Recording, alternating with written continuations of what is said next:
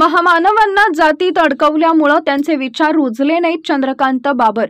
मानव मुक्तीसाठी विशेषतः जात व्यवस्था नष्ट करण्यासाठी अखंड आयुष्यभर राबणाऱ्या महामानवांनाच त्यांच्या अनुयायांनी आपल्या किरकोळ स्वार्थासाठी जात समूहात बंदिस्त करून टाकले. जात समूहाची अस्मिता म्हणून महामानवांना पृष्ठभागावर आणलं गेलं. या अस्मितेचा वापर राजकीय हेतू साध्य करण्यासाठी केला गेला.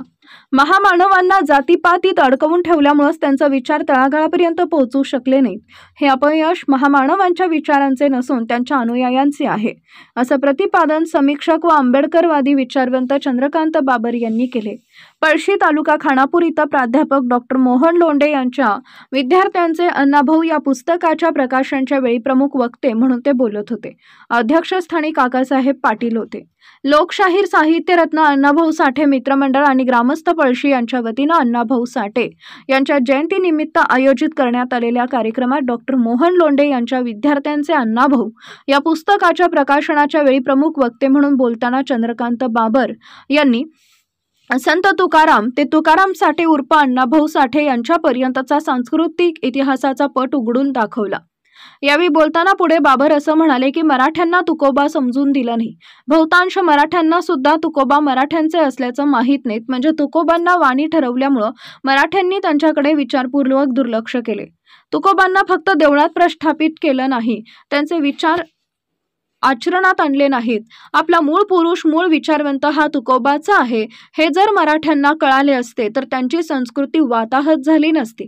तसेच कॉम्रेड तुकाराम उर्फ अण्णाभाऊ साठे यांच्या साहित्याच्या प्रेरणा आणि लेखनश्रम लक्षात घेतले असते तर त्यांना आपल्या जातीची अस्मिता म्हणून समोर करणाऱ्या समूहाची सुद्धा वाताहत झाली नसती, असं प्रतिपादित केलंय. यावेळी प्रमुख पाहुण्या म्हणून बोलताना प्राध्यापक डॉक्टर नंदा पाटील यांनी साहित्यरत्न अण्णाभाऊ साठे यांनी केवळ मराठी साहित्यातच नव्हे तर जागतिक पातळीवर साहित्य क्षेत्रात मोलाची भर घातली आहे. त्यांचे अलौकिक लेखन कार्य पाहता त्यांना भारतरत्न व ज्ञानपीठ असं दोन्हीही महत्त्वाचे पुरस्कार मिळायला हवे होते. अण्णाभाऊ यांच्यावर आणि त्यांच्या साहित्यावर प्रेम करणाऱ्या साहित्य रसिकांनी पुढे येऊन तशी मागणी करावी असं मत व्यक्त केले. तर अण्णाभाऊ साठे यांच्या जयंतीच्या निमित्तानं पुस्तक प्रकाशनाचा सोहळा आयोजित केल्याबद्दल संयोजकांचे आमदार सुहास बाबर यांनी कौतुक केलंय.